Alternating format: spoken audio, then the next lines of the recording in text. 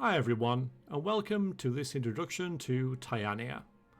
Tyania is a fantasy setting upon which the stories I've written, games that I've created, are set upon. This is a quick video to introduce you to the setting, as well as the projects which I've been producing for it. The website will be the primary source for all information, and I'll be producing more videos in the future. This is just to get us started, and to get you acquainted with the world and what this is all about.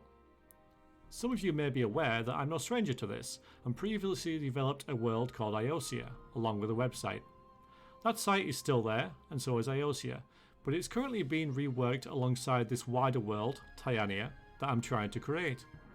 Eventually, I'm going to migrate everything from Iiosia.com onto Tyania.com, as there's currently a bit of a crossover. So, what is Tyania? Here we see the lands of Tyania. Tyania is roughly the size of Earth, has one sun and one moon. Tyania is divided into three distinct eras, each is its own setting. The first era is Ter Limissae, though it's more widely known as the Age of Wonder. Following this comes Iiosia, also known as the Era of Strife. Finally, we have the world of Agniton, the Era of Ending, which follows Iiosia. Thousands of years and several events separate these eras. In this video, we'll look briefly at each era, what it's like, what happens there, and what happened for one era to transition into another. The first two eras are set on a small section of Tyania, about the same size as Europe.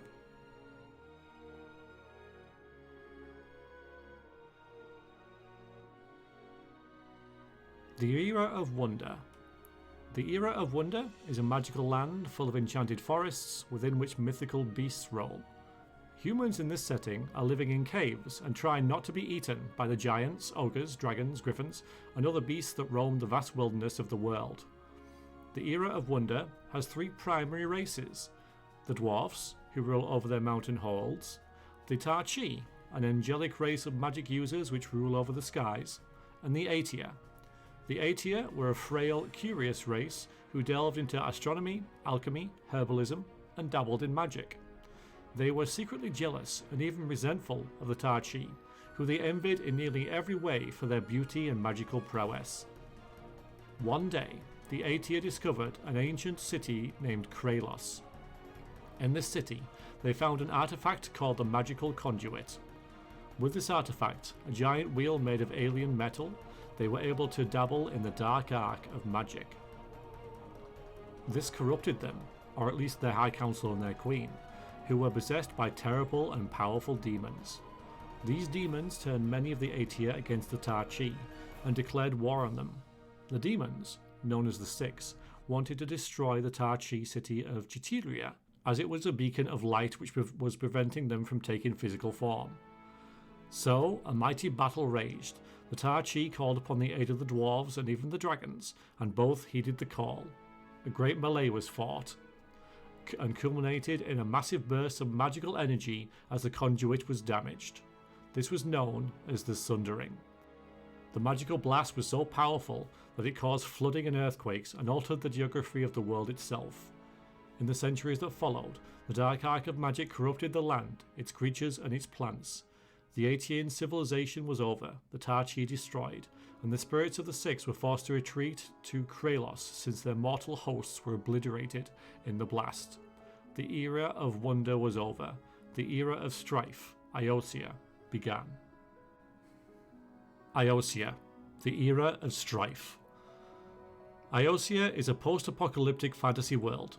It has evolved from the ruins of the Age of Wonder and is a place of uncertainty and conflict.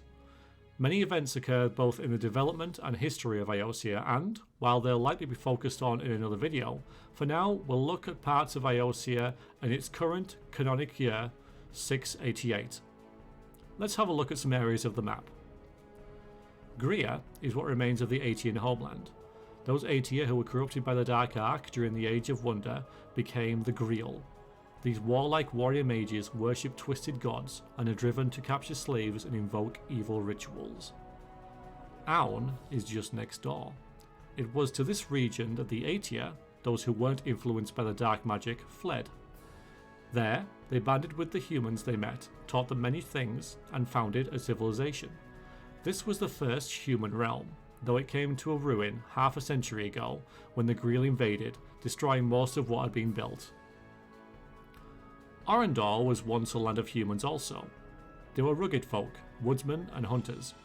That didn't do them any good when, through terrible circumstance, one of the six, the demons that were responsible for the Sundering, was summoned forth.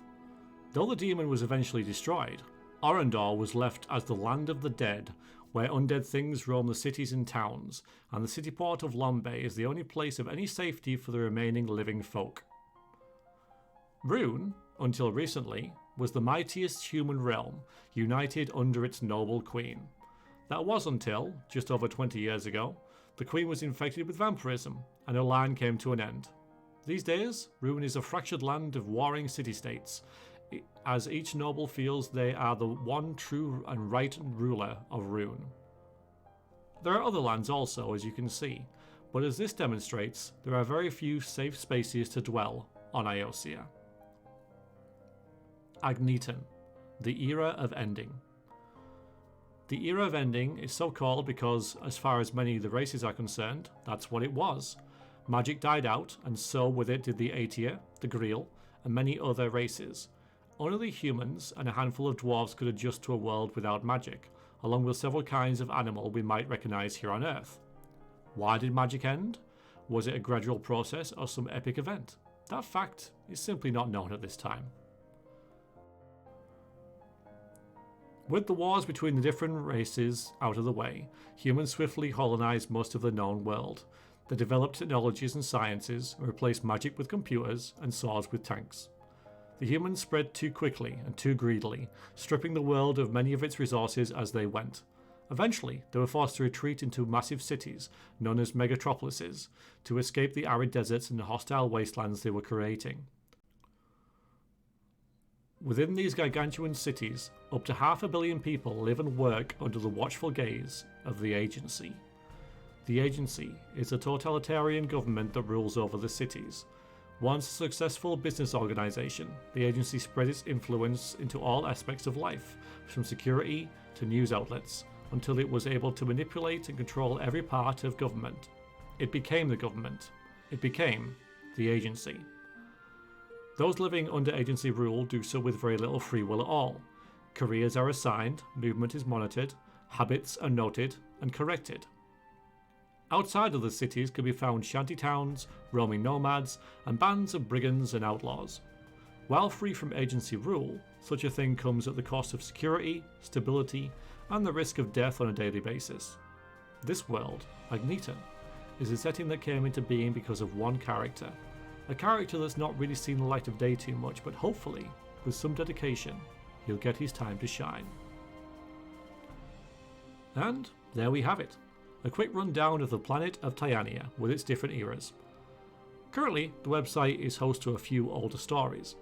I've not written anything in a number of years, and I don't want to say that that will immediately change, but it's one of the aims of the project. You can also find 2 pen and paper systems, one for Iiosia and one for Agniton, that work in a similar way to Dungeons & Dragons. The Agniton one is, I feel, generally a better system, and another thing I'd like to do is bring the Iiosia RPG in line with the way that one works. There's also Deep Deadly Dungeons, a standalone board game available for free on Tabletop Simulator. This is also in development, and is only connected to the lore quite loosely, but is a project I put a lot of work and effort into, and one I'm pretty proud of. If you'd like to know more and keep in touch about the project, then there are Twitter and Discord accounts you can follow that will be updated with the latest news. I'll also produce videos for major updates and record sessions of the aforementioned games if they happen. I might also do a live stream or two. All the links are in the video description. My plan is to do a bit of work on this every week on a Sunday morning. Whether that will be a public update or just a small piece of work in the background, I hope to maintain that. Please feel free to nag me so that I get that done. Finally, I'm always on the lookout for creative types to help, especially if you're in the field of artistry and graphic design. These are areas that aren't my forte at all, so if you feel you can lend a hand with either, then please let me know. Some people have already helped in the past. You can find these on the credit page of the website. That's it for this video. Thanks so much for the interest you've shown in this, and I hope you and I have fun seeing how Tyania develops and see what stories grow and develop from it. Toodaloo.